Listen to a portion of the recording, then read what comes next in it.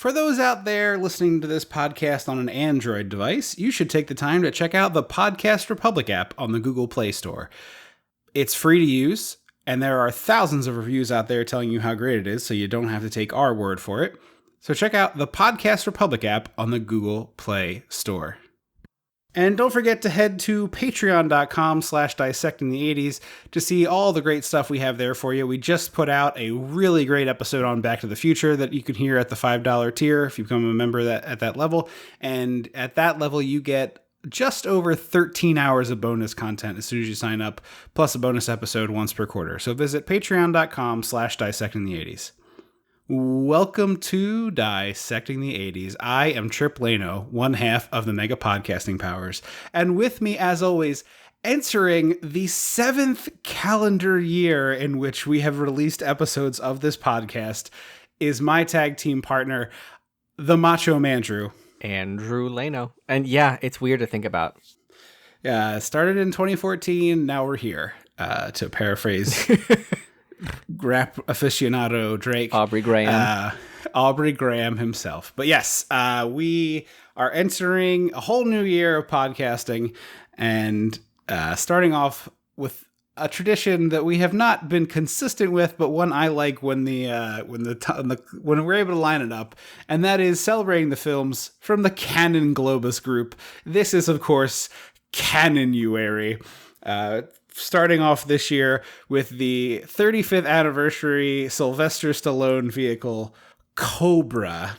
So you know what that means. We gotta go back. We gotta go dissect the 80s. It's your wild lack of Miranda rights. Something's got about your wild lack of Miranda rights. When the mega powers explode. I'm talking about the 80s. Oh, yeah. Great Scott. Cream of the crop. Oh, yeah. Mega powers, yeah. When this baby hits 88 miles per hour, you're gonna see some serious shit. So I'd like to do a little bit of history for listeners out there. This started because Sylvester Stallone was going to be the lead of Beverly Hills Cop. And they give him the script, and it's all full of jokes and stuff. And Sylvester Stallone looks at this, and he's like, no, I gotta do a serious action movie. So he completely rewrites Beverly Hills Cop. And he turns it in, and the studio's like, no, this is not the movie we want to make. This is like a serious action movie. Well, also, I just don't get why you would hang your comedy hat on Stallone in the first place. Yeah, the only quote unquote Stallone comedy that comes to mind is Stop or My Mom Will Shoot. And that hadn't happened yet. No. That's in the 90s. I think that the idea is basically I think Beverly Hills Cop that with Eddie Murphy is probably a much funnier movie than the Sylvester Stallone one. I think they went it's an action comedy, right? And there's a lever pointing the two. I think with Eddie, you push that lever toward comedy, almost full steam. And with Stallone, you push it into a little, you know what I mean? It's bouncing back and forth between the two. Okay. I can see that. So you give him some jokes, but it's not like a joke thing. Whereas Eddie Murphy's constantly razzing on people and doing all sorts of, Eddie goofs Murphyisms and whatnot. Yeah, exactly. So I think that is probably the situation, although obviously I wasn't there. I haven't read the script. But here's the delightful part about this movie it just is nothing but delight for me. So he takes most of his ideas for this Beverly Hills Cop rewrite that no one asked for, and he's like, fine, I'll make my own movie. So he writes Cobra, and they cite this novel, Fair Game, by an author named Paula Gosling. So enough of her novel was used that she gets credit, and she does get credit in the opening of this. But Stallone then approached her and was like, hey, do you want to maybe put your book back out and we can both be credited as the writers on it? And she's like, no, I certainly don't want to do that. This is alleged. This is on Wikipedia. There is no source. Was her but book I just out love of it. print at this point, or did he want her to re-release it? No context whatsoever. This is just an unsourced thing on the Wikipedia. But I found the it very IMDb funny. trivia for this movie is also rife with bullshit. Okay. Allegedly, everything here is according to IMDb trivia, so take that how you will. Allegedly, no one on set was allowed to either make eye contact or talk to Sylvester Stallone So that actually jives because there's a section later here where the guy who played the bad guy, Brian Thompson. Oh, he hated everyone. He was like, because when Stallone essentially directed this movie. Yeah. And then the director, when he wasn't around, the director was a piece of shit. Because I guess he wanted to direct it, sure. So he was just mean to everybody when Stallone wasn't around. The credited director is George P. Cosmatos, who also directed Rambo 2. Previous episode, I think? Yeah. Yes? We did 2? Yeah. I think we did. I couldn't remember if we did 2 or 3, but I think it's 2. But to tag on to what you're saying there, the guy, Thompson, kept going to Stallone and being like, oh, okay, like, let me ask you about his background and, like, why is he doing this? And Stallone is like, I don't care. He's just pure evil. And the guy's like, well, that doesn't give me, like, a lot to work with. I'm paraphrasing this obviously, but he's basically like, this doesn't give me a lot to work with as an actor. I have some ideas. And Stallone's like, I don't care. And he then at one point, Stallone was watching a basketball game and couldn't be bothered to get up and oh yeah, that was away from the game. The final scene was filmed with someone, the script, like, what's that term? The script supervisor reading the lines. Yes, because Stallone couldn't be bothered. Yeah, which is just like absolutely bonkers. And then the last one, this poor guy, Brian Thompson, after the director, he apparently told him, quote, you could have been good if you listened to me. And Thompson was like, you never talked to me about anything. What are you talking about? Well, apparently the directors, the only thing I saw the director said was they filmed the opening sequence first. And he said, and the bad guy in that sequence, he was like, hey, he did such a great job. I hope you can do as good a job. Like, that was apparently the extent of it. So a troubled production, as one might guess. But then that all leads to the first cut of this movie is 130 minutes long. Fuck directly off. This movie is an hour 27. Really, No, it's like not. an hour 15. Yeah, it's got a lot of padding to get that. But so they're working on the cut of this. Allegedly, Top Gun comes out and is a huge hit like weeks before this is to come out, and they just hurriedly cut a half an hour out of their movie because they're like, that movie is going to do really well. We got to cram as many showings in as possible, so let's get this bad boy cut down to the bone. And so that's why this movie Sounds is basically like canon.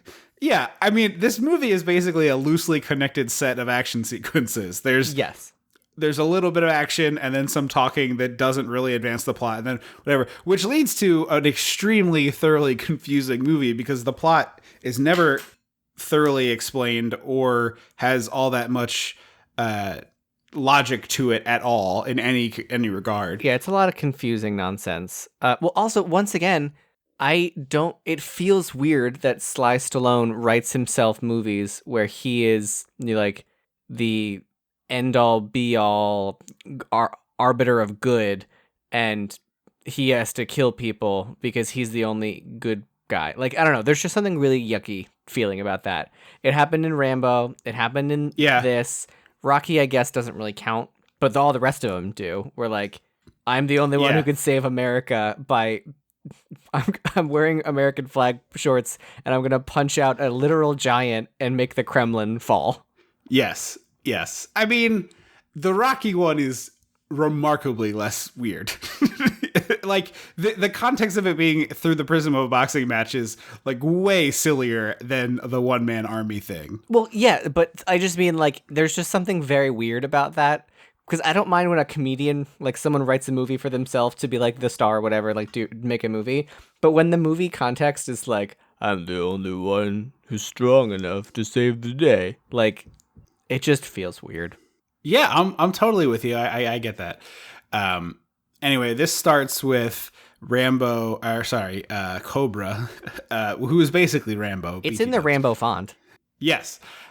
Reading off some crime statistics that are just beyond absurd. It says, I mean, it's 86. They cannot be real. Like, there's just no way according to this, a violent crime occurs every 25 seconds. Well, so does a violent crime include, like, manslaughter? Or, like, vehicular manslaughter? Yeah, like all car those accident? things would be violent. I would think all of those would count as violent crimes. In a different world, I was a reporter and I did have to do the FBI crime statistics. I'm not sure the vehicle one would count necessarily, but I'm pretty sure manslaughter does. Don't quote me on that, obviously. Yeah.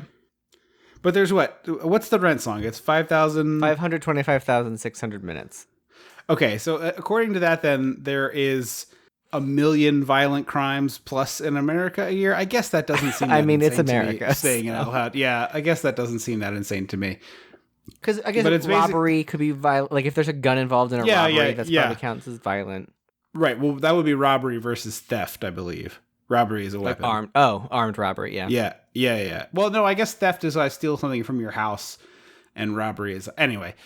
I guess it could be true, but the crime statistics feel absurd. And then it's like the especially odd part about it is it's like this many crimes per second, or this crime happens every X seconds, this crime happens every Y seconds. And then the last one is, and there's 250 rapes a day. And I was just like, the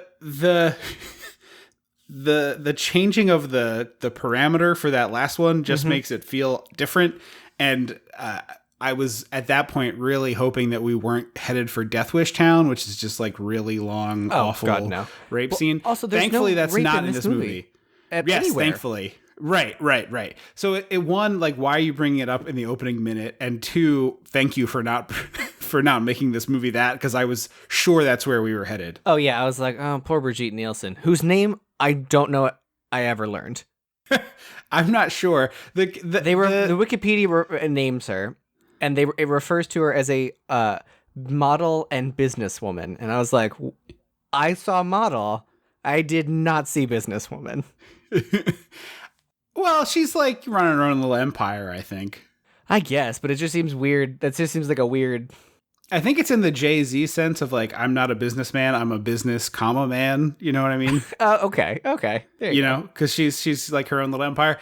Brigitte Nielsen, most famous for, I think, dating Flavor Flav. She did date Flavor Flav at one point. Okay, for and having a reality show about it. To me, anyway. Other people probably know Brigitte Nielsen for a number of other things, but she apparently played someone called the Black Witch in a series of Italian movies. Oh, okay, good for her. She speaks like 5 languages. She's She seems cool. I think she's cool. I'm not disparaging her. I'm just saying, like, she is just not super in my radar is all. No. We get these weird shots of axe clangings, and like some of them are axes, some of them are crowbars, just various implements of death. Yeah. So is there a different word for the double-headed axe? I don't believe so. I think that's still an axe. Because some people have those. Some have the Jack Torrance axe. Some people have crowbars, but they're just like holding it over their head in a graffiti pool, an empty graffiti pool, clanging them together in rhythm. I called this the axe clanging mystery warehouse, which I thought was a pretty good turn of phrase. Very much. But it's just so... He spent so much time making sure that he looked cool and like was doing cool stuff that he didn't bother writing anything for this cult of like why they're doing anything, who they are, where they're meeting, how they met. I think that hits on the thing that I couldn't put my finger on before when you were talking about being uncomfortable with him writing himself as like the savior. He does write himself as the savior, but I think the goal number one for Stallone is like, I just want to look like the coolest, most badass person on earth at all times. And it happens to be in the context of I'm the only one who can save the world. But really, it's just like I want to play with guns and drive cool cars and drive really fast and smash into things. And I want to punch nerds. Yes.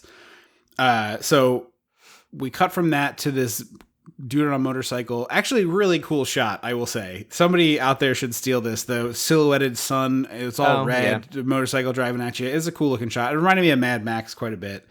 He goes to a grocery store and proceeds to just wantonly open fire. Apparently, this scene was originally in a movie theater, which is also really, like, it's uncomfortable to watch this sort of scene 35 years later, just because of the world that we live in now.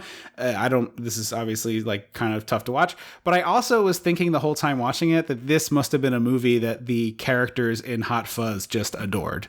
Oh, I bet if you freeze frame in Butterman? No. Butterman, I think it's, or is it Futterman or, no, Butterman.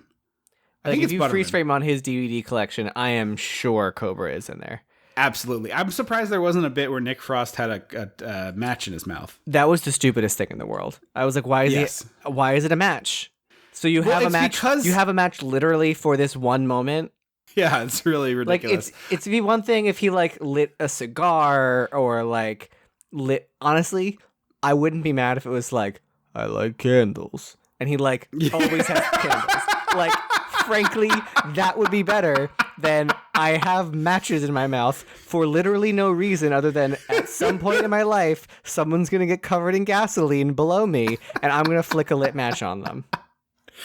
I once saw a woman on Tinder whose profile was a Halloween costume where she dressed as Cobra, and it was a spot-on Halloween costume. She had the match and everything. Wow.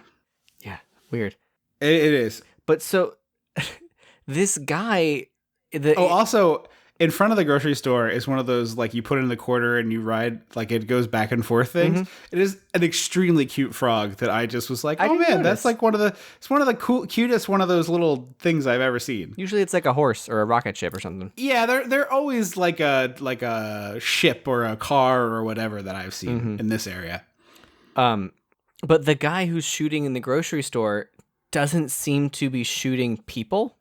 Like, no. He seems to be aiming for, like, the watermelons in the middle and the cabbage and the box of, like, Quisp or whatever. And I was so is he not... I was like, oh, is this, like, a point? Like, he's not shooting... He's shooting stuff because it's going to be... Consumerism. Yeah, is this They Live? No, it's not. Because later he shoots one guy in the back, and I was like, I think that's the first person that he's shot. Yes. As far as I can tell, he puts the gun on this guy's chin, kind of lifts him to his feet that way, and says to him, run. And then you think he's going to let him go, or maybe he says you're free, but he lets the guy get to the end of the aisle and then wastes him from behind. But it's also, so again, we don't know guns because why do I need to? He's at the end of it, so it's a whole aisle's length. It's a long distance. And he fires a shotgun, and it kills this guy. And I was like, I feel like in my minimal knowledge of guns from video games, like, a shotgun blast from that distance isn't going to kill you. So you can put different types of ammunition in a shotgun. Some of them are more like slugs, focused, like actual bullets. Okay. I assumed they were all like, because I know in shotguns in video games is like, you're close combat. It's a spray. Yeah. So... in hunting terms, people typically use a shotgun for birds because you can pack small bullets in, and then they kind of spread in a cone, and you are more likely to hit a bird versus a slug, which you'd, I guess, use to shoot like a deer or something, which is just more like a bullet. Got it. Okay, there you go. This movie is such gun porn, though, and I assume I know there's an internet like movie database, but exclusively for cars. I guarantee somewhere on the web is one for guns, because the Wikipedia for this has a lot of very specific information, not only about the guns that Cobra uses, but also what they're chambered for and what type of ammunition they use. Someone with a lot of time. We get Art LaFleur as one of the cops. He is he was in War Games, and also He's both Babe Ruth, know him. Right? Yes, I was just about to say no, Miss Babe Ruth from The Sandlot. I didn't write his name down. I said Captain is Babe Ruth, and he's also the Tooth Fairy in the Santa Claus franchise. Oh yeah, that's right. And then did you figure out who Cobretti's like number 2 guy, the guy who's always eating the candy? Did you recognize him? Dollar Store Polly? It's Poppy from Seinfeld. Oh, yes. Pretty sloppy, Poppy. Yeah. But that character is just Dollar Store. It's like Polly and Mickey in one character. Yes, pretty much.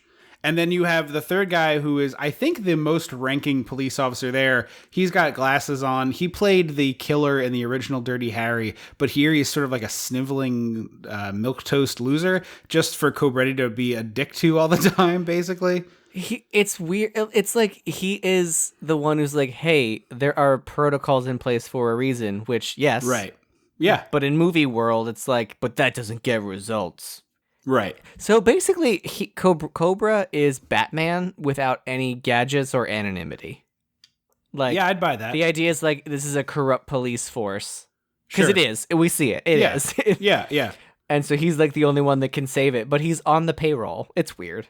Yeah, he's on the zombie squad, which is where they like I've never heard that don't have any phrase rules. before. Well, later in the movie, you know, skipping ahead a bit, the Brigitte Nielsen asks Poppy and is like, "So what's the deal here?" And he's like, "Oh, he's on the zombie squad." And she's like, "What's that mean?" And he's like, "It's the end of the line." For what? For who? What does that mean? Yeah, is Like, that's the it last job he can take? I don't get it. Is it like he washed out of all the other cop jobs and they're like, "Oh, we're gonna stick you in the one where you're likely to die, so we don't have to deal with you that long"? I don't understand. Like, is the zombie squad the Suicide Squad? If so, why are they called the Zombie Squad? Right. Anyway, the lead of the zombie squad, Marion Cobretti, aka Cobra, sneaks into the the grocery store here, and he grabs himself a beer, which I thought was kind of funny, and then he takes a big swig of this Coors and then chucks it. Did you catch the really cool Pepsi sign that he's kind of hiding behind? I have a note. It is the coolest. I've never seen something like that, and I want to know how they did it. So I was actually thinking about this while I was taking a walk today.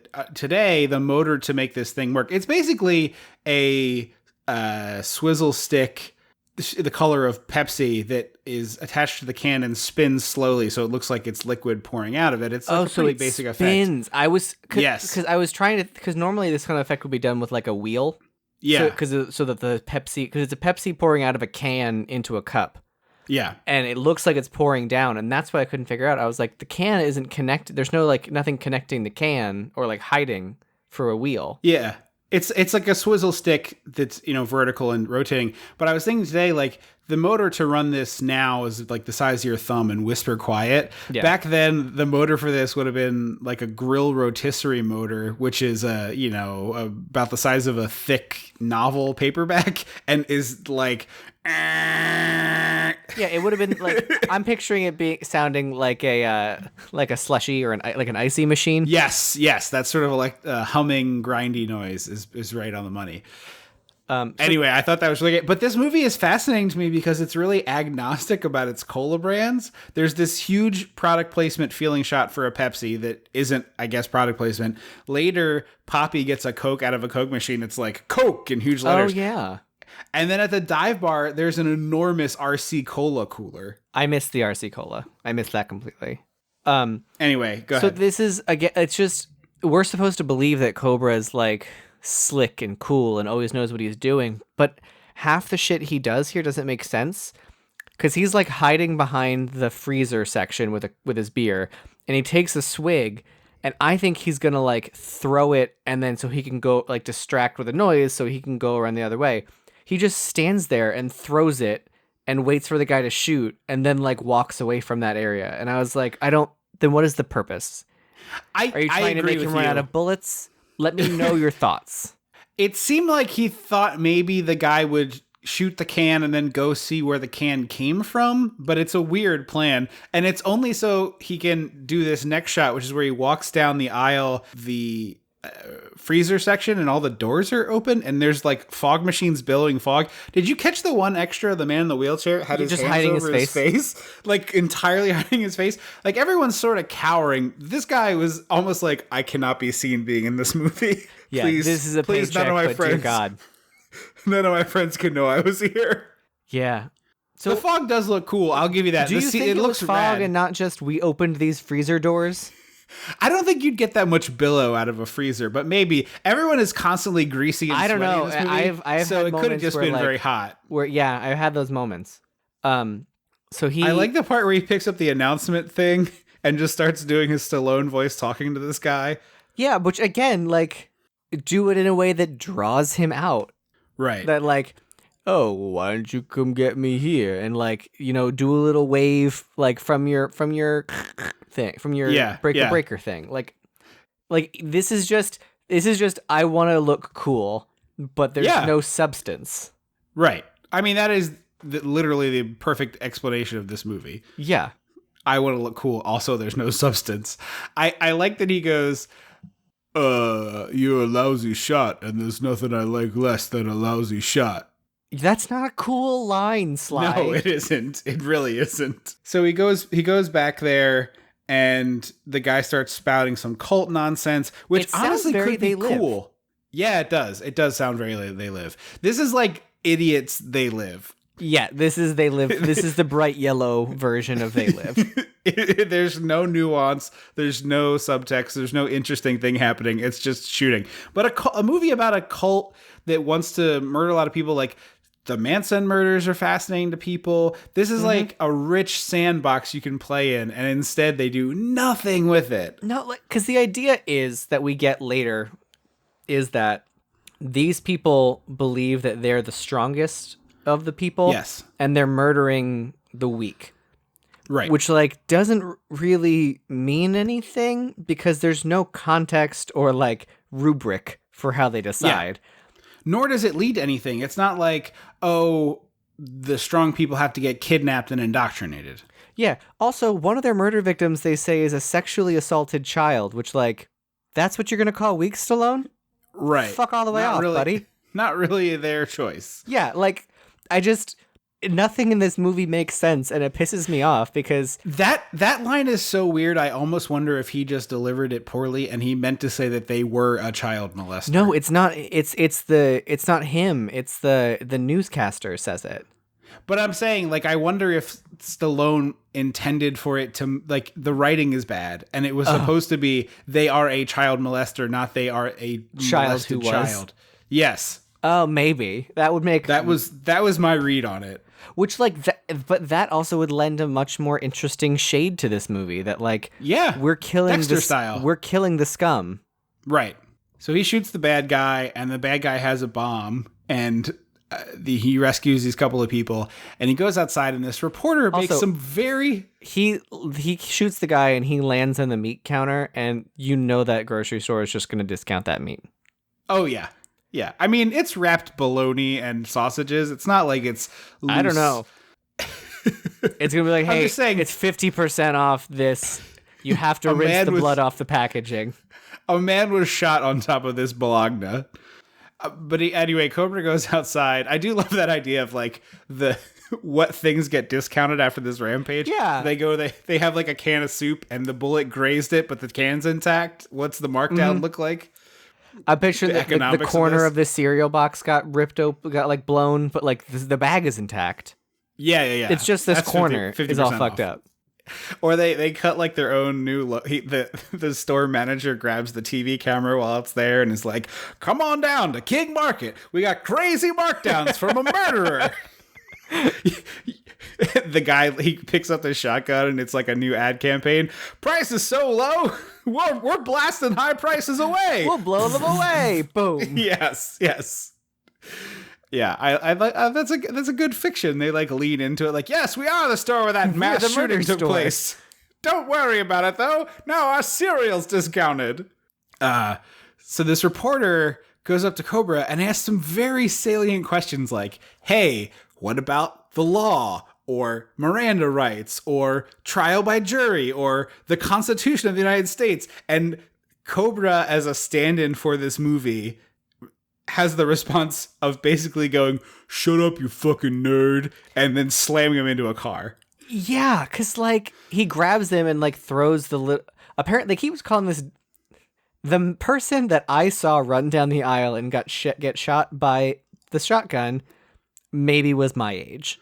And they keep calling him... I think he was a little older. I think he was more of my age. But they keep calling him a boy and a kid. Oh, I missed that. Yeah. He is definitely a full-grown. Yeah, they keep being like, the boy who was killed, the kid who was killed, and then he, like, he grabs the reporter and throws the ambulance, like, cloth covering over his dead body and is like, you tell that to his family. And I'm like, he's 40. His wife? You know what? They don't show you the guy under the sheet, and this movie was cut so aggressively. We were just talking about how he doesn't actually shoot anyone.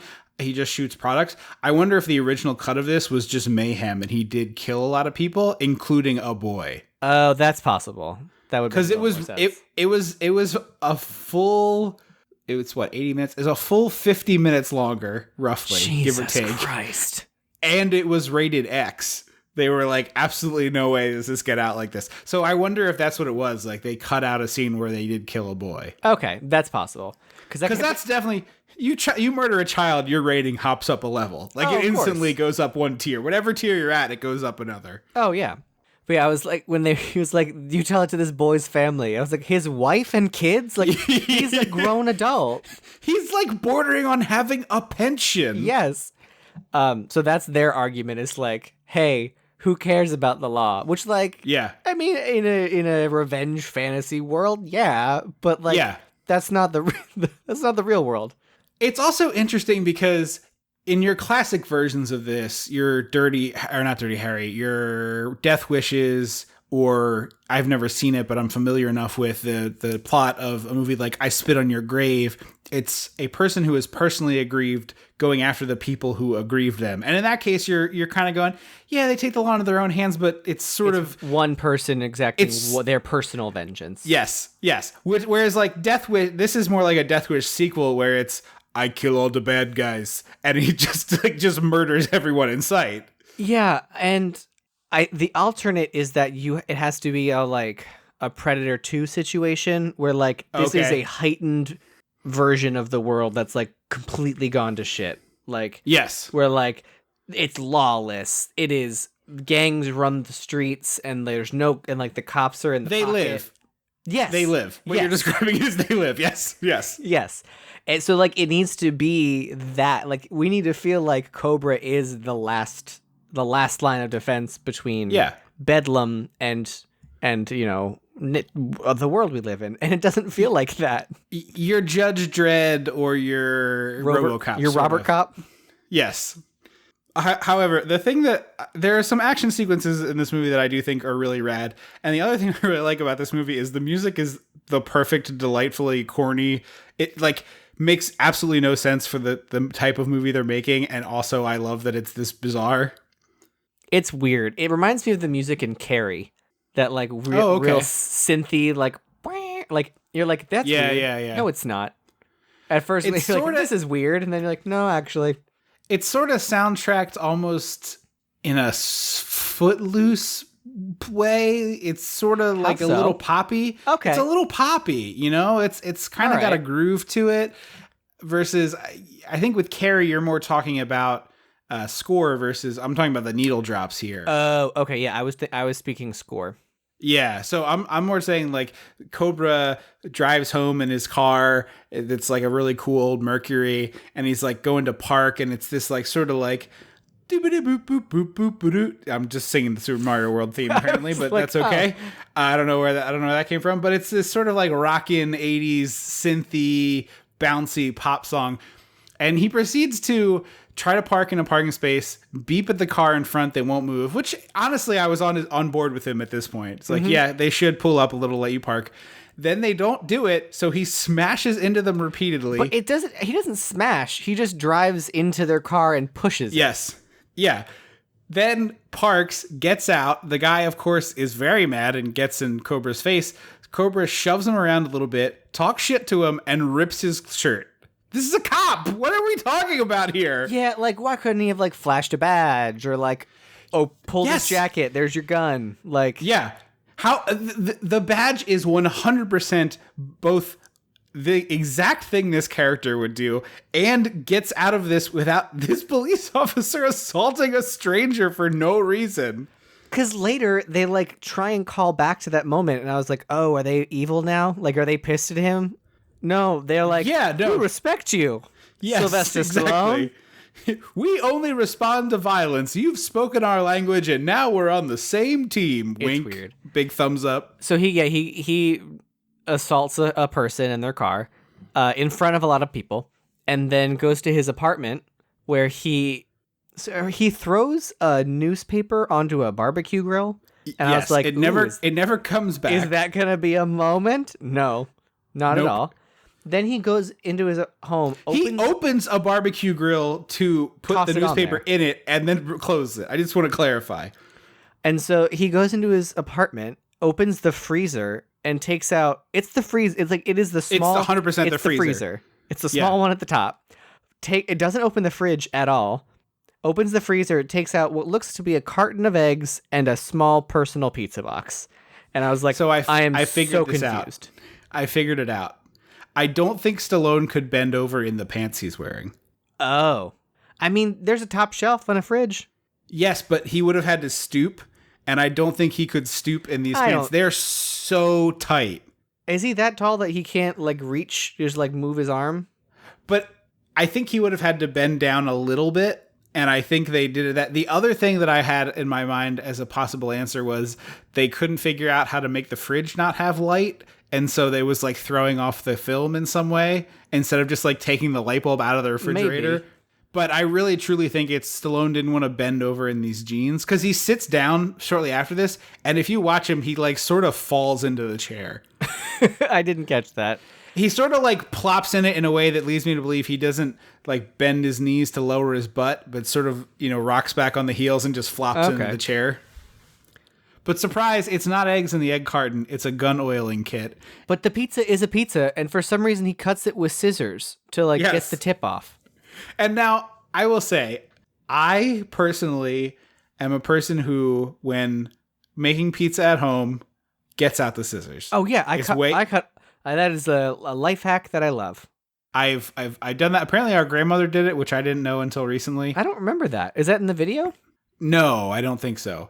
But I was talking about how I do that, and I cut it up with pizza. When I make a homemade pizza, I do it. Or even if I'm making like a frozen pie. Yeah. I'll cut it up with scissors. I just find it really easy. I hate pizza cutters. I've never used a good pizza cutter in my whole life. This is like a thing I'm personally I have a not shitty into. one, like a plastic one, and every time I try, I'm like, no, throw it away.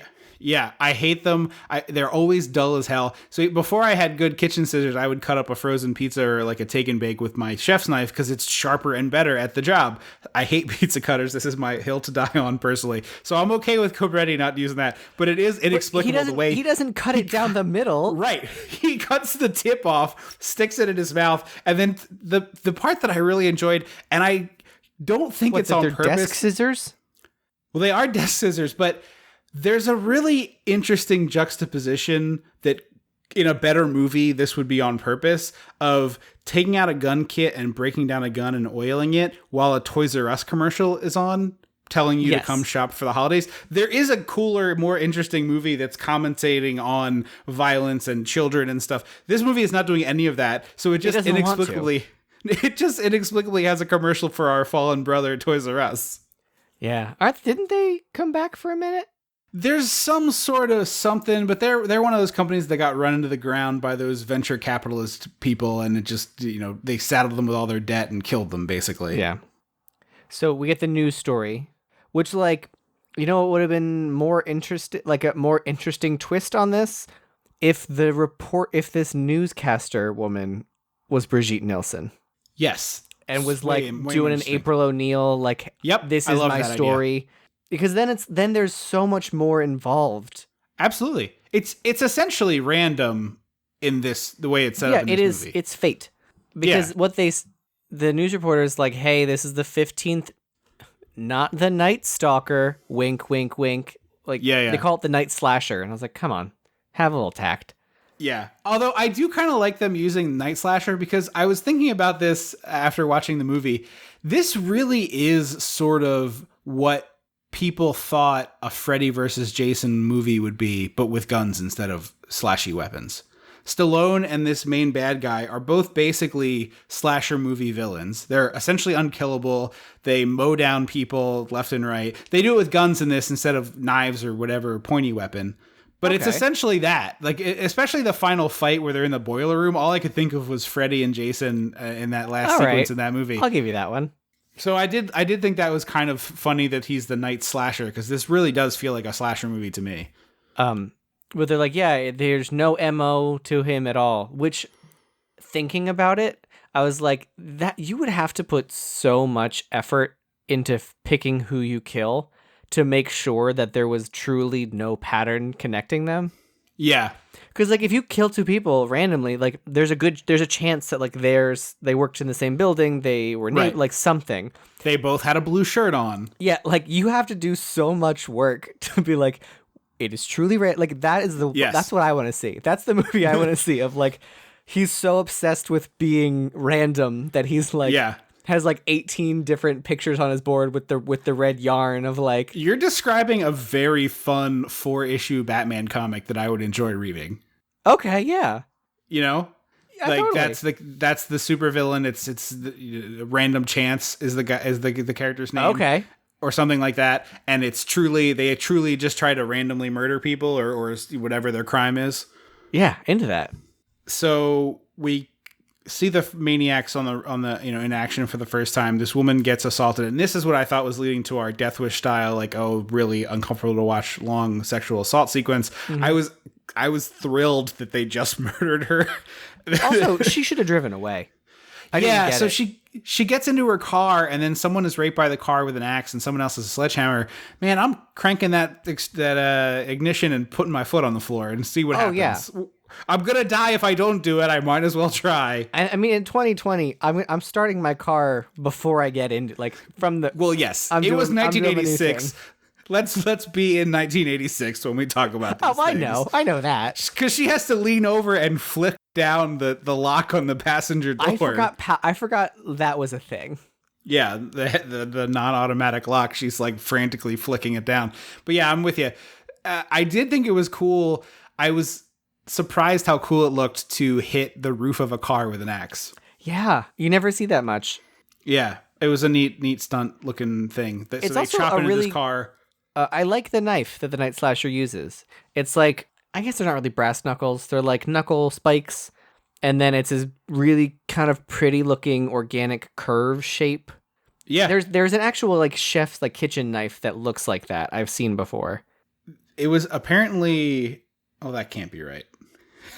The Wikipedia says it was designed custom for the film by knife designer Herman Schneider, but when you click on Herman Schneider, it's a different Herman Schneider who was a person who died in 1939. I was like, that's not it. He did not design a knife 45 years before this movie. I agree with you. The knife design is really cool. I wish that there was more cool knife stuff. Or, we picked this knife because blah blah blah. We forged this knife ourselves for the mission. Like, there's a fine line you got to walk with what you're talking about, where if you do too much, you're in Thorn trilogy Halloween territory. I mean, I would rather that than this. So I don't want to get all the way to Thorn trilogy. I need you to like figure out where it is on the map and get close to it enough to be within its vicinity to pick up some of its radiating energy and then get back on the highway. Because I don't want to live in Thorn trilogy town. I mean, I don't either, but I would rather that than this movie.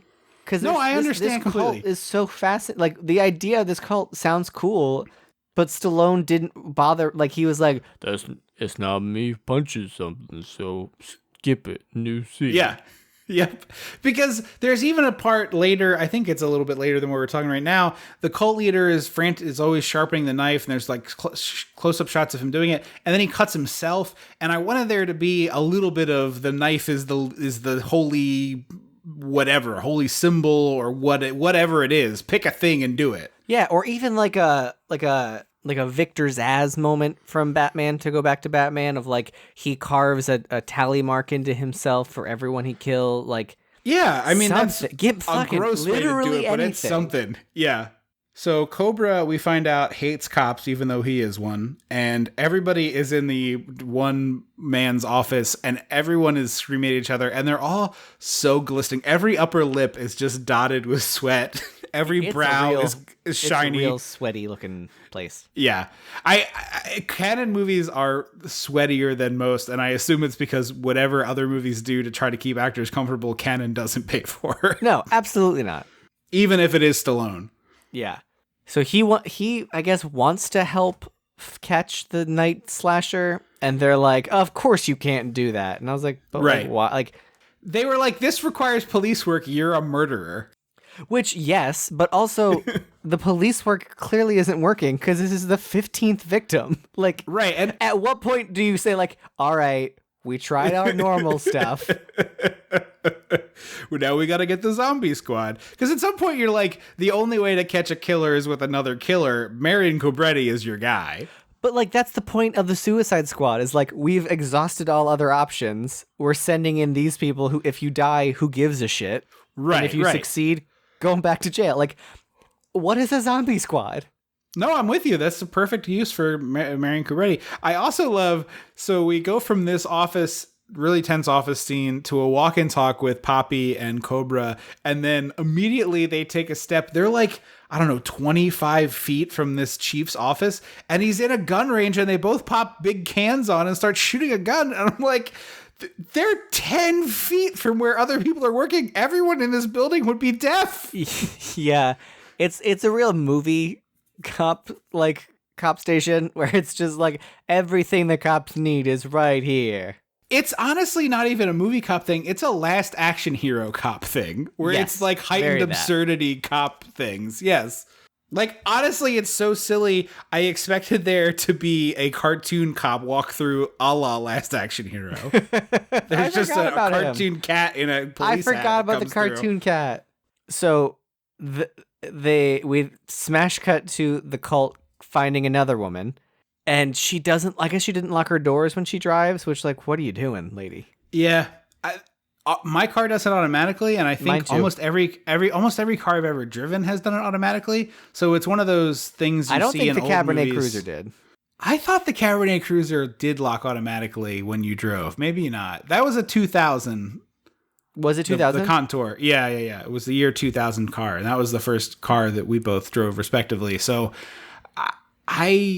we bought it in like 05, give or take. It was newer than you'd think, but had been driven very hard. It did not look, because you said 2000. Yes. I was like, my brain was like, it's like a 96 car. Like it's the late 90s. It had a style of a 1997 Chevy Caprice, but was a car manufactured in the model year 2000. But by the time we got it in 2005, I think it already had like 100K on it. Did it have the crank windows? Am I remembering that right? It had power windows. Yeah, I remember. Yeah, I wish I could remember more of that car, but. Oh, I have fond memories of the Cabernet. I have some. I don't. But I have memories like I don't have memories of like specifics about it. But like I remember like driving to rehearsals. Oh. Here's. I once was very late for something driving into Philadelphia, and so I was on the turnpike, and I got it up to 100, and thing was. It was rattling so hard the glove compartment popped open. I'm surprised and then you didn't go back down in time. Or maybe it wasn't 100, maybe it was 90, but I was going extremely fast. Is that when you got pulled over? No.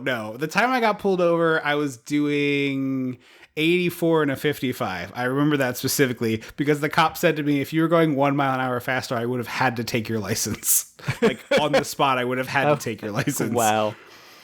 I don't drive that fast normally. No, but so I remember. So I have a habit.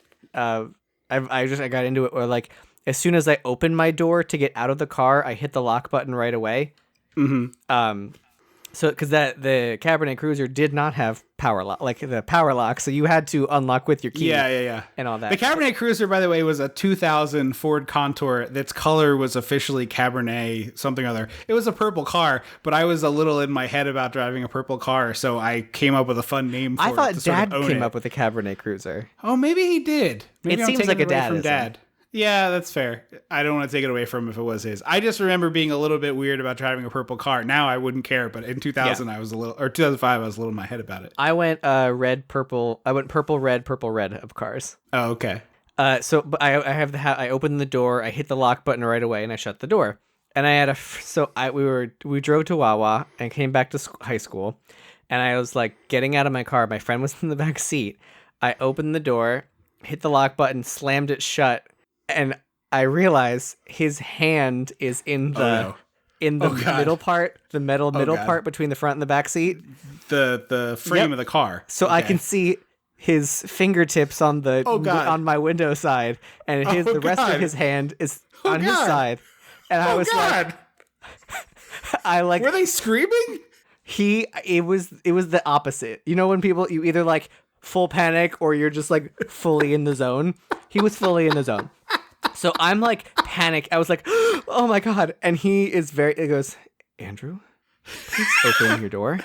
And I was like, so was the back door open? Yes. Both opened it at the same time. He put his hand to get out of the car, and I slammed my locked door onto his hand.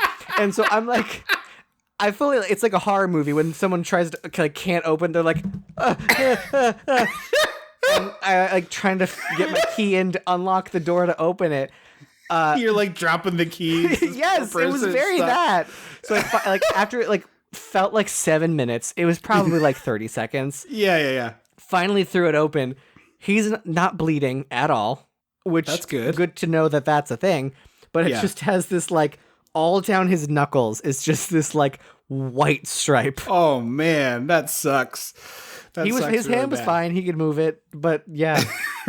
Yeah, you're lucky you didn't break a bunch of his fingers. Yeah, I know. Because that's what I thought this was leading to, and then my friend was in a cast for a while. It had a happy ending of him just very calmly, please open your door.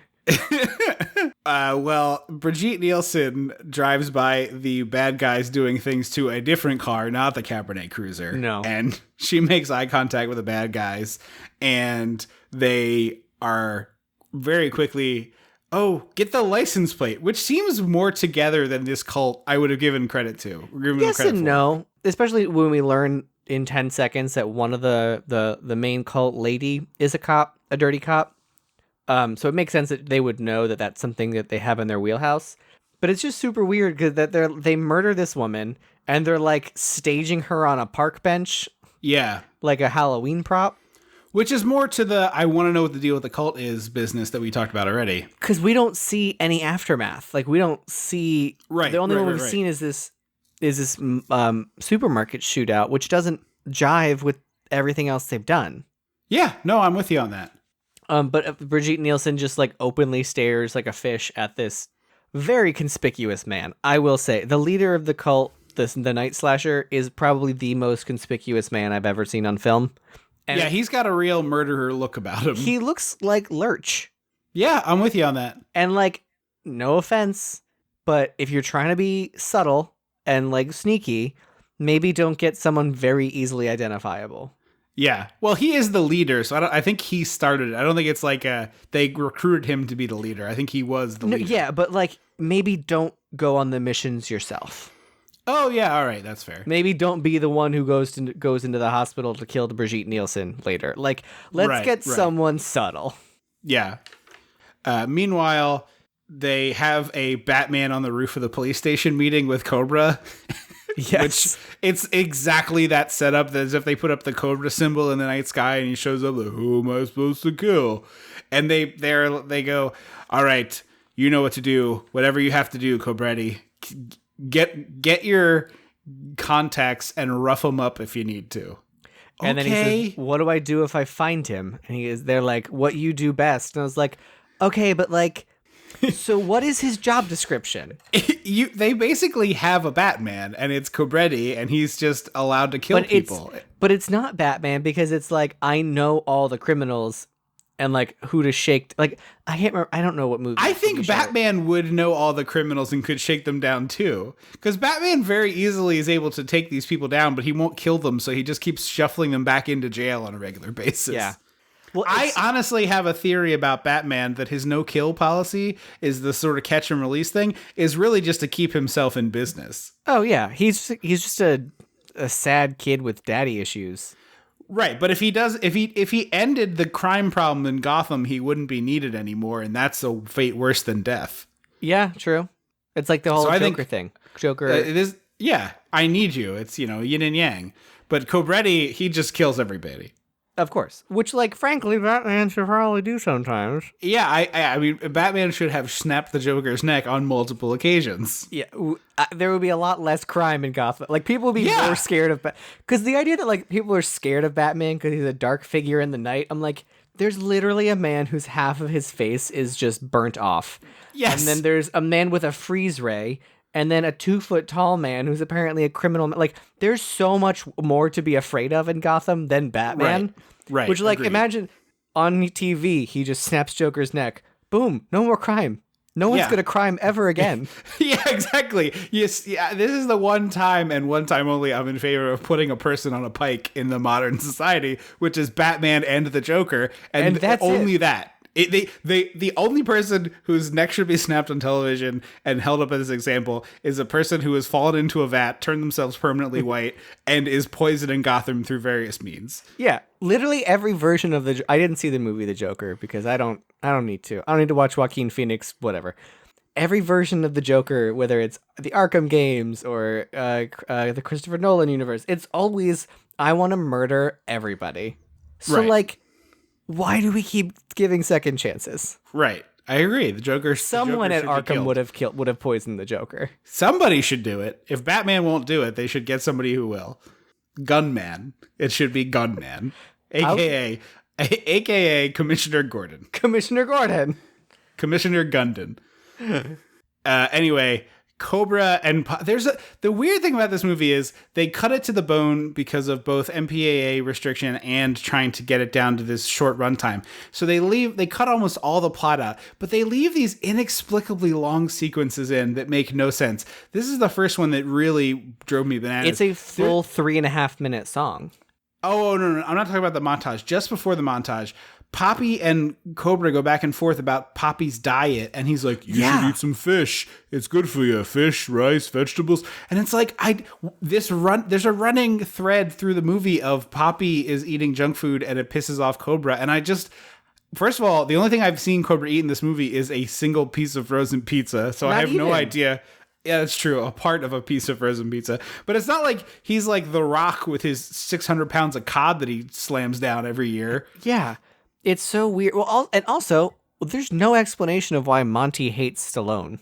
No, it doesn't make any sense. And honestly, all you need is a simple line of like, we're the guys who have to play by the rules and, do the paperwork. You're the asshole who gets to showboat in, shoot people, and walk away without any paper. Like, that's it. Yeah. Tango and Cash does that, and that movie is dumb as a bag of hammers. It is. Oh, and then we also, like I said, learned that the lady of the cult is a police officer.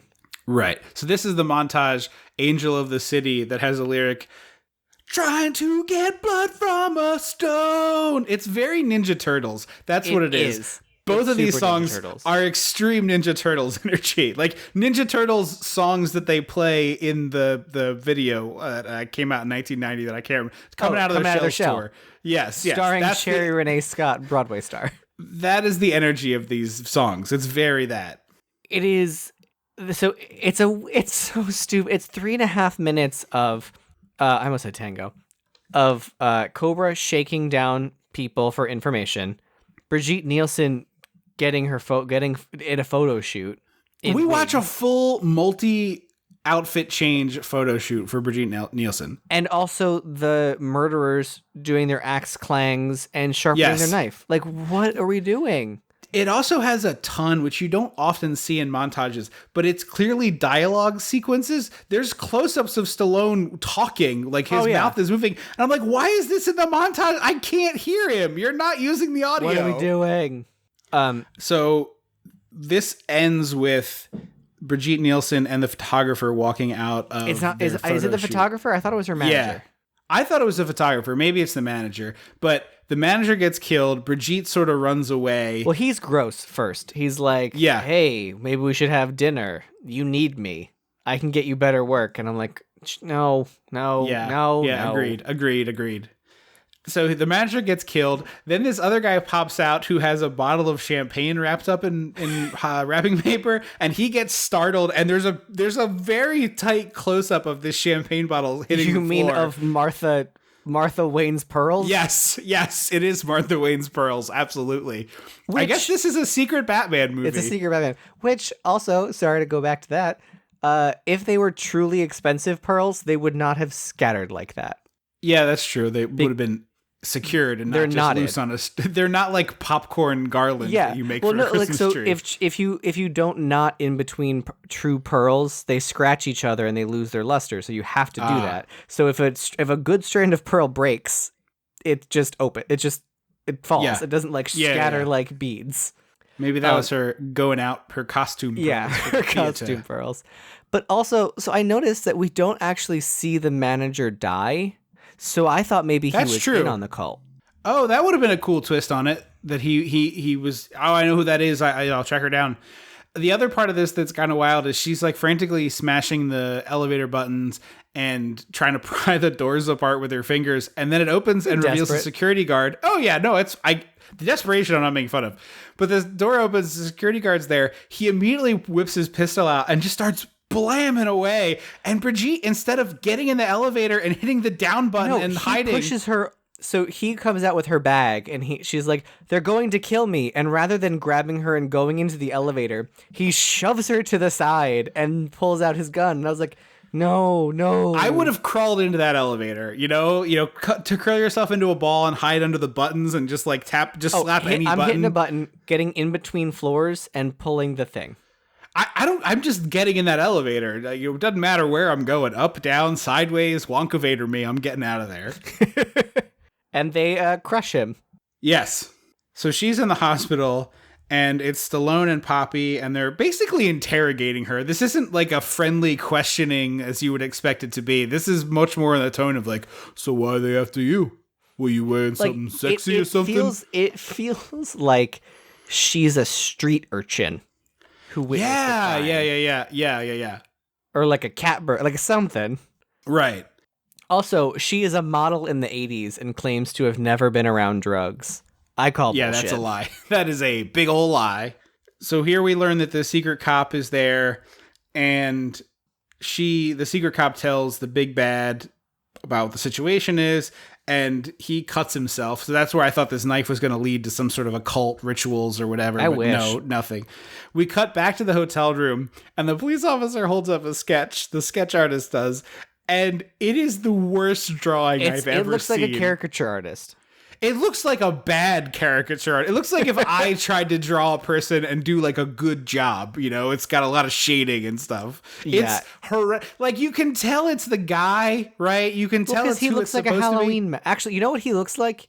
He looks like I think his name is Grandpa in Dr. Sleep. Did you see Dr. Sleep? No, I haven't. He looks the Spectre in Gerald's Game that turns out to be real. Ah, yeah, okay. He looks like that actor. Yeah. But this is the second one of those things, again, this runner with the food with Poppy, but why is this in the movie? It's Stallone. You cut 50 minutes, and this is something that you thought needed to stay. Stallone goes, oh, you hungry? There's like all this food here. And it's Brigitte Nielsen's dinner that she didn't finish, and Stallone's like, because you she just this? got attempted murdered. Yeah, she's a little broken up. And he's like, you want this? It looks like cheese, which I guess is like a bowl of cottage cheese and some fruit. And Poppy's like, no, I'll take the cake there. Give me that cake. And he's like, you can't be eating all these sweets. And I'm just screaming at the television going, why are you making me watch this dialogue? Yeah, give me one line of dialogue about how Poppy is diabetic or something. Then maybe I'll forgive these as like you're trying to build character. But with no actual motivation, it doesn't make any sense. It's only to build to that moment at the end of the movie where he asks for gummy bears to make it cute. But you don't need to do this 2 times to get there. And secondly, if we're trying to cut to the bone, leave this out and leave in any explanation of these bad guys. Any explanation. So they, did I miss that Sly is like, I'm going to take this, child sketch home and run it against fingerprints I have, and I was like, how? Whose fingerprints are you checking against? Yeah, it seems like he has a home computer set up that is really elaborate, which doesn't make any sense for 1986. But no, literally in any universe, the idea that because there's no dialogue about like we got a fingerprint off the dead body, right? So like he's got his home computer, holding up his like Mr. Potato Head sketch, looking at like close-up scans, like 8.5 by 11 blown up scans of fingerprints, and I was like, whose fingerprints are these? I think the second monitor has faces on it, as if he was paging through the things to get both, but it's not very well set up, and it's 1986, so they're filming the monitor, and it just has that running line down it repeatedly. The killer, meanwhile, dyes his hair, and I don't know if you caught this, but as Stallone comes home to do this, looking up the fingerprint stuff, a woman rolls by on either rollerblades or roller skates, but she's holding the sail part of a surfboard with a sail stuck in it. What's that called? Oh, a kite surfing? Not kite surfing, because that's up in the air. But you know what I mean? It's it's a windsurfing. Yes, this woman is on rollerblades or roller skates, holding the windsurfing wind I catcher thought she was part. holding a flag. No, she's got the wind, and I was like, oh man, that would be terrifying if you had more than 3 mile an hour, 4 mile an hour wind. You would be going so fast. You're right. She's like windsurfing on the street, basically. But the killer sneaks into the hospital, and they do some business where they call Poppy out of the hospital and to back to his desk at the police station. There's also a bit with this nurse that's really extended where she's berating the killer for using the people hospital with a mop and bucket, and she keeps telling him to take the stairs. And I'm like, lady, he has a bucket. There's a He service can't take elevator. Right, she says service elevator first, but then she keeps the line is repeated at least twice where she's berating him, going, take the stairs next time. It's not sanitary. Which, good, the hospital should have sanitation standards. Lady, he's got this big mop bucket. What are you doing? So it's a coordinated attack where they call Poppy away, and then Poppy calls Stallone from his desk at the police station, and he's like, what do you want me to get? And that's when they attack. But they don't attack Poppy for some reason. Well, because he's at the police station. That would be a real big attack. So the Stallone part is mostly punches, a few punches, but then mostly just bullets. He just blows all these guys away on his rooftop. We get a person fall. Really good dummy. Really good. I don't think it's a dummy because it moves. I thought it had the stiff arms and legs of a dummy, but maybe it was a person. I thought I saw the like waving arms of like a person falling. Okay. Meanwhile, the killer has a bloody mop in bed next to an old woman who I think is dead. And then there's another empty bed, which I thought was Brigitte Nielsen's bed, but it's not. And then he stabs a nurse. I will say the tension was good in that sequence. Agreed. It was confusing, but it was tense. And this leads to Brigitte on the run. Cool, because she wasn't even hiding. She just happened to be in the bathroom, I think. That makes sense. She just... Yeah. And he stabs her empty bed, and then she comes out of the bathroom like, whoa! And then shuts and locks the door, and she knocks down... And so he does a Here's Johnny with the knife through the door. But she knocks down the shower curtain and the rod, and I was like, oh, now she has a giant metal pole that... Yeah. I was like, what I would do is I would unlock the door and like hold it there so that when he goes to charge in, you jab forward and you just get him. Yeah. You got like a 6-foot barrier at that point. Yeah. So she runs away and hits the fire alarm, and apparently the escalators still work on the fire alarm. That's probably normal. I don't think those things would be in sync. Because I know elevators stop working. No, not when you pull a fire alarm. They just tell you not to use the elevator. I thought most times elevators go to the nearest floor and open. So that might be true in like a more modern building, but I don't think that's a standard elevator sequence. I will say it is unusual for a character in Brigitte Nielsen's position in a movie like this to be as smart as she is. That's true. She thinks on her feet really well. She gets out of these situations. She defends herself a little bit, or she manages to get away. She does smart things. It's good, which again... For a character who has 25 lines of dialogue. Yeah, if that. And it also makes this just really feel like a slasher movie. She's got a real Laurie Strode business about her. You know what? You're not wrong. So the cops are all meeting so that Stallone can be like, we should take Brigitte Nielsen out of the city. And they're like, no, this cop precinct is the safest place. And he's like, you got crooked cops. And they're like, what evidence do you have? And I was like, just gestures everywhere. Someone called Poppy away from the hospital. Right. I didn't do that. That's highly suspicious. That's got to count for circumstantial evidence. Sure. So they tell him he has an attitude problem, and he's like, it's only a little one. And they leave to go on this away mission, but that just leads to a really pretty dope car chase. Poppy gets hit. Well, this is what's really confusing. The crooked cop is assigned to the Brigitte Nielsen move. Right. She gets herself assigned there as the only woman who seems to work in this precinct. Yeah. Well, so did you know who that woman was? The actress? No. She was supposed to be Elaine, quote unquote, Elaine in Seinfeld. Oh, really? She's in the pilot. She's the nurse at the diner. Decaf left, regular right. Oh, okay. And she was supposed to be the fourth person, and they were like, I think the producers were like, this would be weird that like all of these people were hanging, like the social disparity seems weird. So they wrote Elaine Bennis.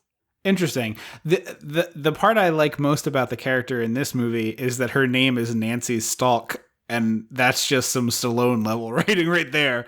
Yeah, that's George Lucas level. Blue equals good, red equals bad. Yeah. But so Stallone's driving with the car chase is especially fun because there's no fatalities of pedestrians in it, which I was You're expecting. right. It's just chaos and things breaking, but like a hot dog cart getting toppled is fine. A bunch of people getting mowed down is a lot less fun. Yeah. But so the bad guys are clearly stationed along the route to the safe house. This is one of two sequences in this movie that is just straight a video game sequence. Oh, I thought it was 90s Universal. Okay, also that feels like that too. So they like Stallone's in front, and they drive past an alley, and the bad guys zoom out of the alley and crash into Poppy and the corrupt cop, and then just drive away. And I was like, well, this doesn't get brought up ever again. That Poppy's like, that's really weird, and like, how do they know where to be? They hit my car. Hello. I do think that it's in a better version of the movie a reason why you think that lady cop isn't the bad person, because why would they have hit her? But this is Cobra, so they don't do any of that. Also, his car, Cobra's car, has traction seatbelts. Yes, because they were using the stunt vehicle and they just didn't hide it. But his car has nitrous in it. Like his car is souped up for no reason. Yeah, it's just, I got a cool car. My Vin Diesel and my Sylvester Stallone are basically Not too functionally far. identical, but it's perfect for this movie because this character has a little Vin Diesel in Fast and the Furious in him. Yeah, you're right. My favorite sequence of the car chase is the e-brake 180, shoot the bad guy's truck, it blows up, e-brake 180, and drive away again. I did like that. But we missed the moment right before this where Monty, the like nerdy glasses guy, is like yelling at Stallone as they're going to the car, and Stallone asks some very legitimate questions of like, hey, how did all this corruption happen? How do they know about this? Like, how is this possible? And he goes, yeah, that's your job. You figure it out. And I was like, well, hang on. Hold the phone. Wait a minute. You're a cop. I think it's our job, given that we're both police. And you outrank me. You hate me. The other good stuff in the car chase, there's the bit in the parking garage that leads to the bad guys going out on the first floor and Stallone leaping out on the second floor. Yes. For a guy who would be meticulous about his vehicle, I would think he doesn't do any of that here. No. And then it ends with Stallone's car gets launched sideways through a boat. And I don't know if you caught it, but one of the wheels is pops like off and dangling. Yeah. Well, also, there's this really great moment straight out of Mario Kart where they're going over this hilly bridge. Yeah, and I don't know why the bridge is so hilly. Like, it's up and down, up and down, up and down. And I don't know why. Like, that seems not practical for a bridge. You think you would just cut yourself a pathway to straighten that out a bit, flatten that out a bit. Yeah. So we have a big fight in the chief's office, and they decide, we're going to flee the city. So this leads to some more sick beats of a song as we montage our way out. At this point, how are the cops not like, okay, clearly there's a mole? Yeah. At this point, the narrative should include some way of sniffing out the mole, some sort of fakery. Yes. We're going to send a second squadron up ahead to your rendezvous point so that they're there. And did you catch, they're in the truck, Brigitte Nielsen and Stallone. Did you catch that she's just wearing his outfit from Rocky IV? It's a big jacket with a fur collar and a newsboy cap. It is just, the color of the jacket is different, you're right. but it is the same outfit. Totally right. The evil cop lady, I thought looked like Wendy McClendon Covey in like effects makeup. Like, yeah, it looks like they're like, we're gonna put you in some jowls and. Yeah, for sure. She also kind of looks like former WWF women's wrestler from the 80s, 90s, Luna Vachon, who you might remember from the video game. She was a very scary lady. It's possible if I plugged the WWE game in my N64, would she be there? No. This is before that. This is like the arcade cabinet at the beach. She might have been on the outside of it. Oh, I don't know. This is the moment where we learn his name is Marion, because that's what we needed in this movie. And also it's sort of wink, wink, nudge, nudge, because that's John Wayne's first name. Okay, I can see it. She's kind of like that. Yeah. There's 27 minutes in this movie, and now they're falling in love because Just Get like, outta why here. at this point? Throw this in the trash. Unless 30 of the 50 minutes you cut were extended sequences with these two spending time together, you can throw this in the garbage. And I'm not even saying this from my normal perspective of like, people can be friends. Just like, this movie doesn't need it. It doesn't add anything that they're falling in love. Yeah. So they stop at this gas station that inexplicably has a flea market stand at it, and Stallone is like playing with a Phillies bobblehead, which I couldn't tell if it was like a cute wink, wink, nudge, nudge to Rocky or not. Was it Phillies? Yeah, yeah. Oh, I missed that. Gig had this exact bobblehead. Oh, really? Yeah. But so Stallone has this long sequence of looking over this stuff. Meanwhile, Poppy has raided the gas station for snacks. I assume he paid for them. I said raided. And he gives some to Brigitte Nielsen. And there's great off-camera dialogue as Stallone is looking through these tchotchkes. And Poppy goes, "Hey, a fellow garbage belly." I missed that. I like that. I thought that was really good. So they go to like diner rest stop, and It's now been 9 months since I've been inside a bar, give or take. I think I would pay like $100 to drink a beer at this bar. I think I would shell out $100 for a poorly poured draft beer at this bar. See, I'm in that similar boat, but for a diner. Like, I want to go to this diner and eat a shitty burger. Yeah, speaking of shitty burgers, there's a giant statue of a burger on the bar, and Stallone picks it up and tries to do a bit with it, and it's just Do you bad. think this is improv? Because Yes, it feels improv. this was on the spot.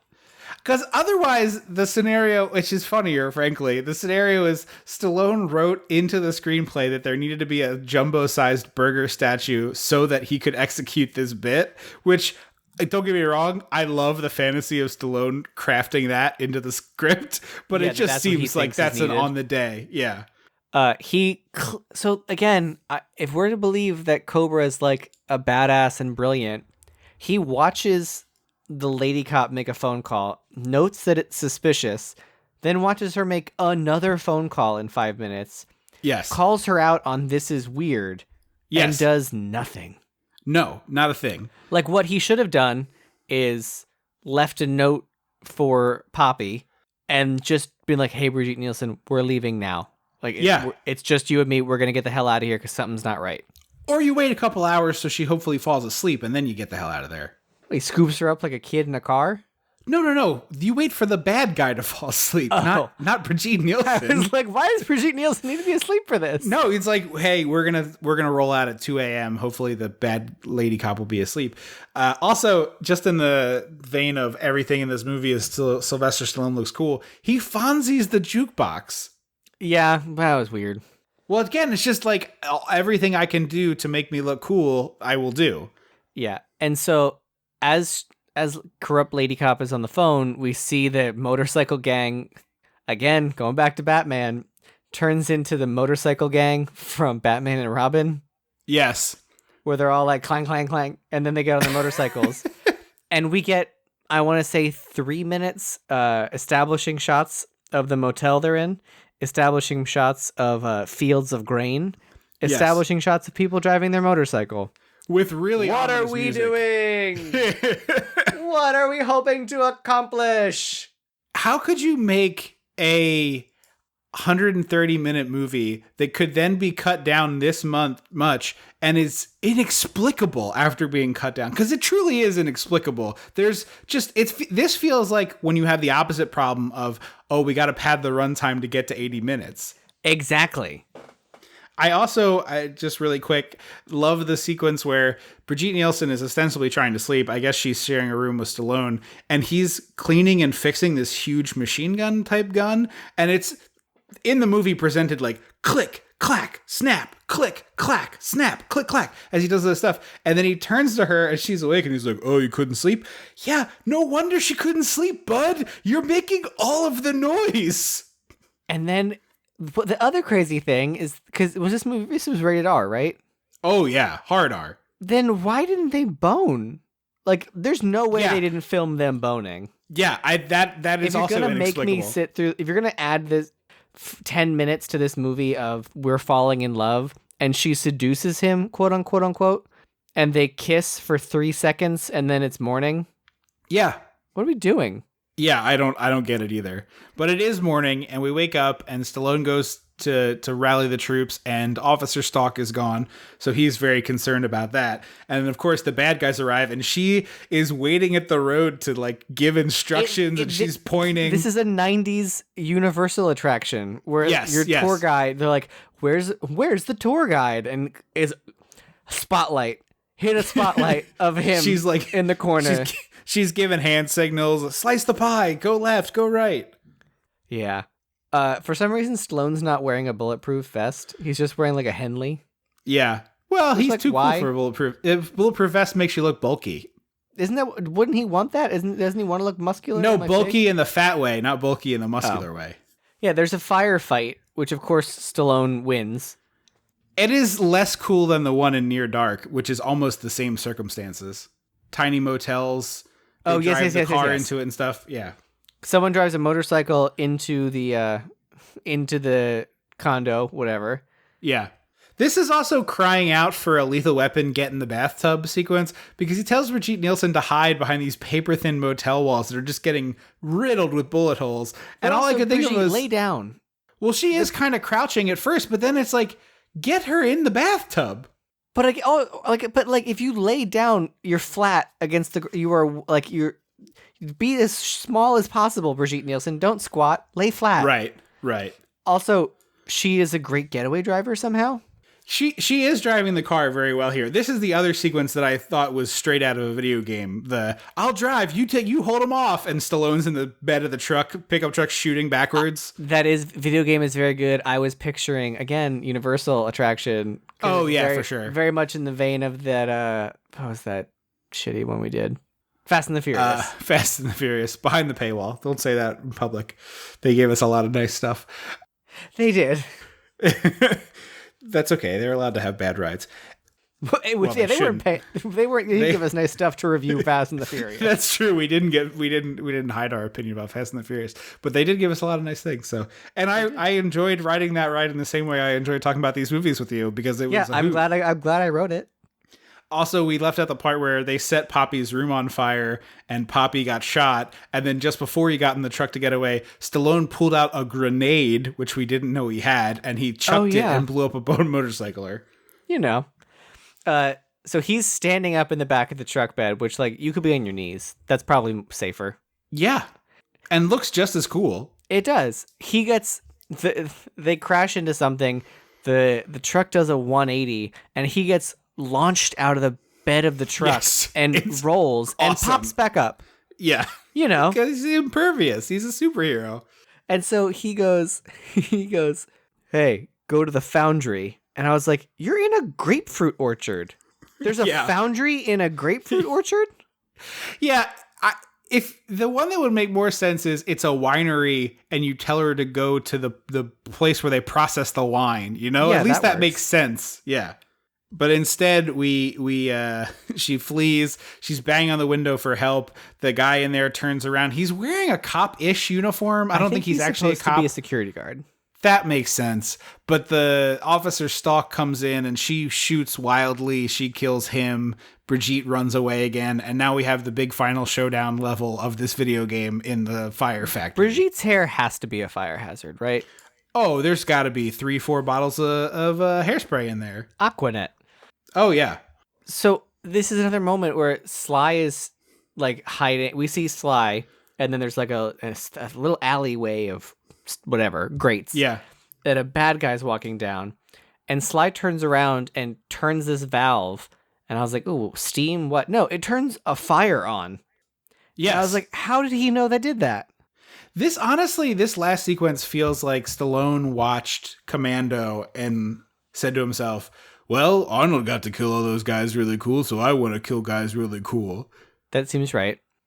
At one point, it looks like he's out of bullets, so he sets some guys on fire instead, and then later he has bullets again. He does this really elaborate thing where he turns on the laser sight of his gun to attract a guy to come look at this one place, and then he stabs him when he gets there.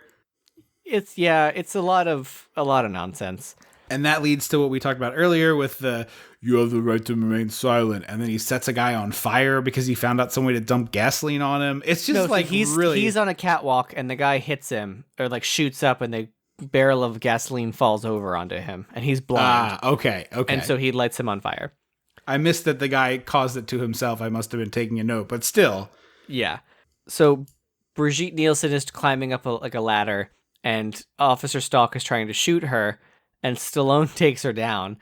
And then when the Night Slasher grabs her, she puts her like hand on his face and like pushes him away. And I was like, no, you have claws. You have nails. Yeah. Get him in the eyes. Scoop him out like a melon baller. Throw a punch. Kick him in the nuts. Anything. Well, she can't do that. He's on the top of the ladder. Reaching punch down. Him up in the nuts. I'm just saying, go for the eyes. Thumb in the mouth. Do a Vulcan. Your fingers in the eyes. Thumb. Any of just these. Grab and scratch. Any of these are better than what she does, which is scream helplessly. And then we get the biggest fuck you to the audience, which is the Night Slasher has a knife and Stallone has a gun, and they're like standing off on this like really cool looking set of like a foundry with fire and whatever. And the Night Slasher monologues for, I want to say 2 minutes. It's at least 2 minutes.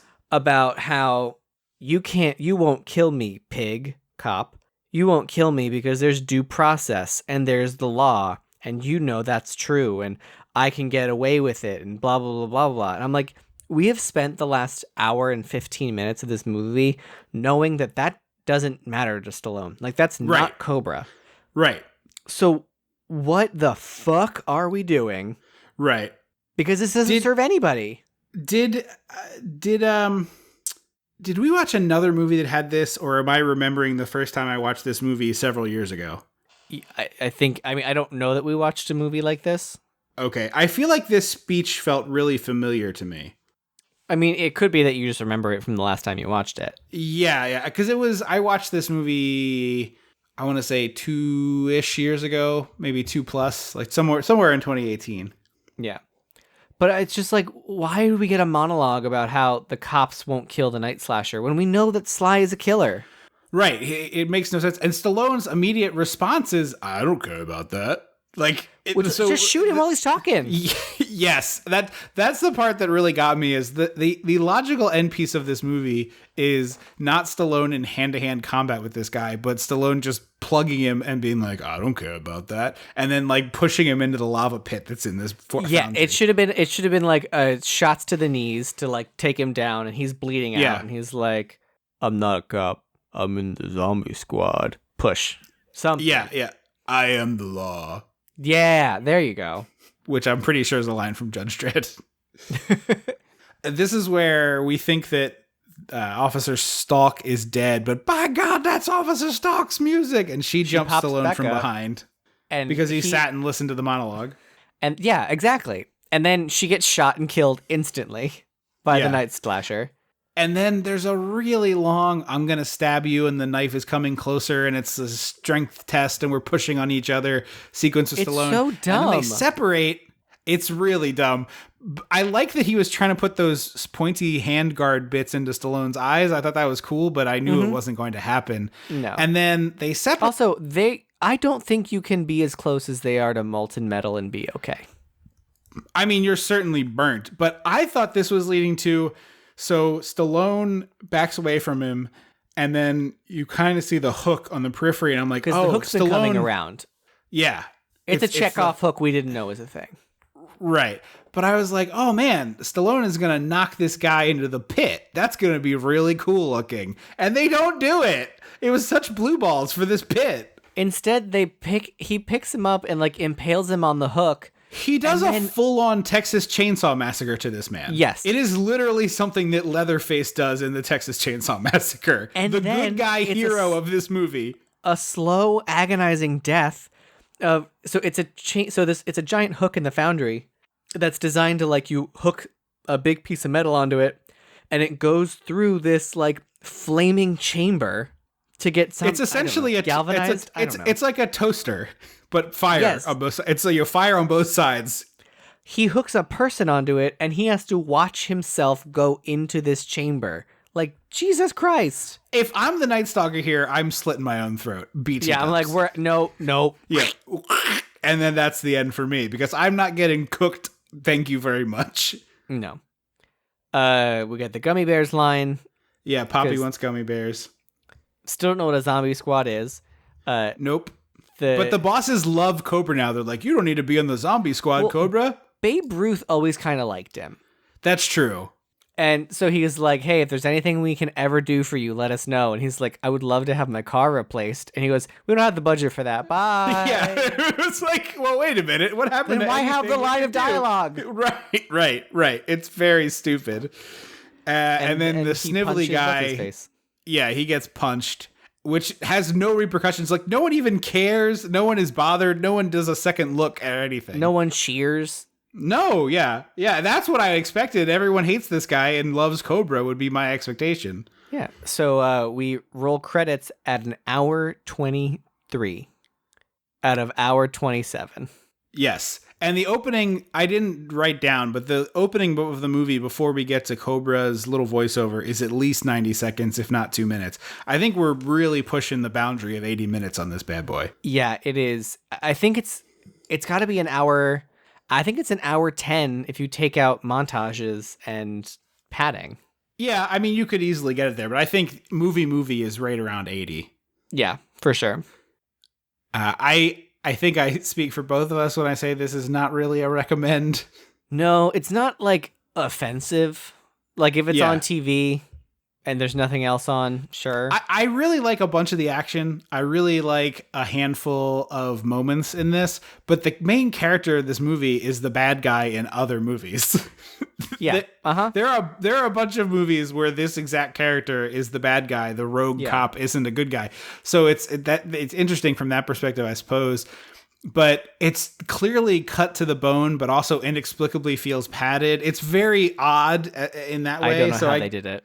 Yeah. So I guess there's sort of you kind of got to see this to believe it. I do think if you are a person who likes a Cannon action film, this is a movie for you. And I think you know who you are. The stunt work and the action effects sequences are really well done. Yeah, I agree with that. Really well put together. The fights are fun mostly. The action sequences, all that stuff is fun. Stallone has rarely been a good actor and isn't here. No, this is not Stallone's turn. Yeah. I've seen him act well. He doesn't really do that here. I was looking for some at the time reviews because I think this is a movie in particular where modern politics definitely sort of color your watching of it. And the New York Times review of this said audiences loved Stallone when he was hollow-eyed and sweet as Rocky, and when he was hollow-eyed and vengeful as Rambo. But will they love him when he's hollow-eyed and mean as Cobra? Probably. Well, I thought I read that most reviews were like, this is just a trope machine. This is just a trope factory. It's not good. Yeah. The reviews at the time were not kind to this. And I think they're probably mostly accurate. But there is some fun action stuff in here, and the explosions are fun. You know, the car stuff's good. Yeah.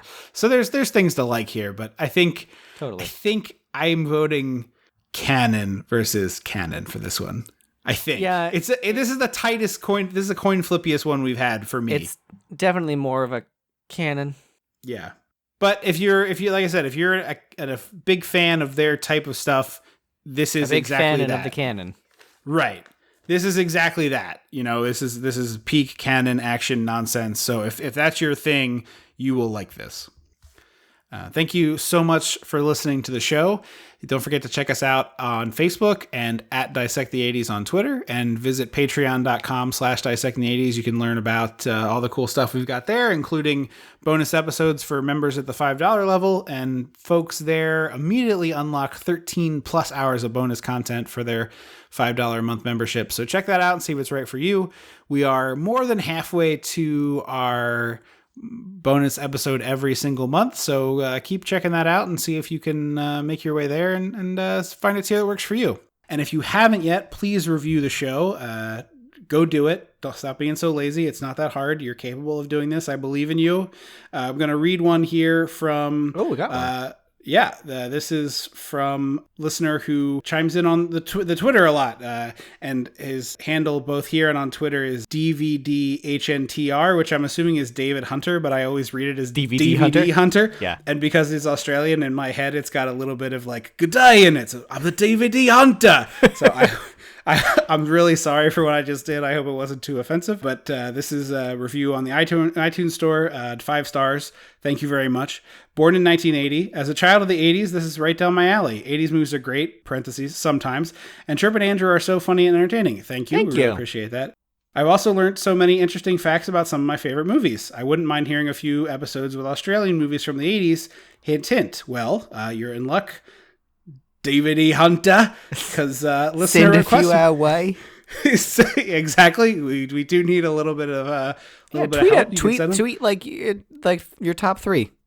But also, listener request month is right around the corner, coming up in just a few months. Yeah. So we'll have more details for that soon, and we'll tell you about how to get your picks in. But we'll have opened the phone lines maybe next month even. We haven't figured out exactly how all those are going. But we continue Cannon-uary in 2 weeks with a movie I've never seen before, but I'm kind of excited. It is normally called the Good Cannon movie. It was nominated for at least one Academy Award, if not a couple. Wow.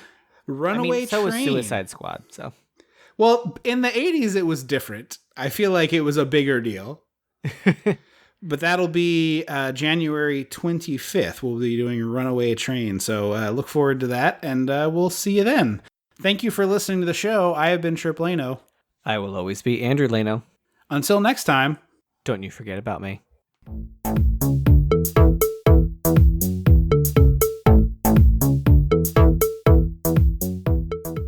Dissecting the 80s is a Chum Some of This production.